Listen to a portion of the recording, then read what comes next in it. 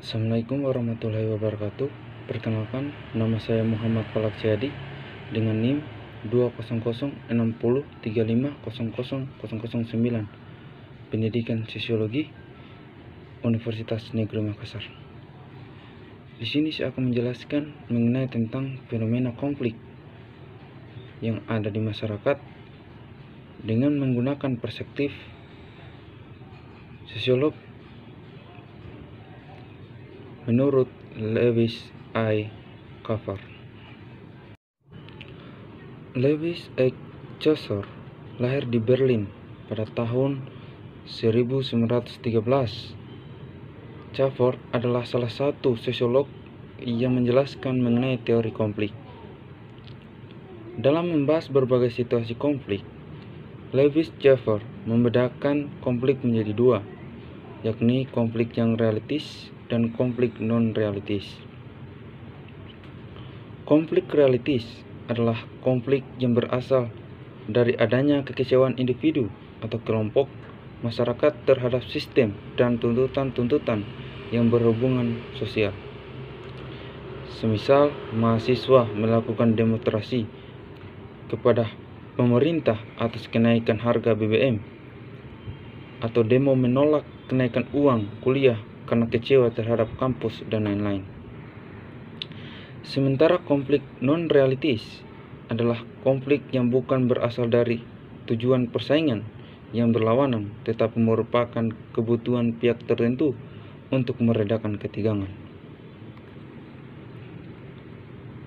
Contoh konflik non-realistis seperti mencari kambing hitam atas permasalahan yang terjadi, sehingga kedua belah pihak yang konflik bisa mengurangi ketegangan karena kesalahan dilimpahkan kepada pihak yang ketiga. Selain itu, teori konflik menurut perspektif Chaucer merupakan sebuah sistem sosial yang bersifat fungsional. Menurut Chaucer, konflik yang terjadi dalam masyarakat tidak semata-mata menunjukkan fungsi negatif, tetapi konflik dapat pula menimbulkan dampak yang positif bagi berlangsungnya tatanan masyarakat. Bagi Chaucer, konflik merupakan salah satu bentuk interaksi dan tidak perlu diingkari keberadaannya. Chaucer bermaksud bahwa konflik tidak harus merusak atau bersifat disfungsional bagi sistem yang bersangkutan, karena konflik bisa juga menimbulkan suatu konsekuensi yang bersifat positif. Ada beberapa proposi yang diutarakan Lewis I. Chaucer dalam menjelaskan teori konflik.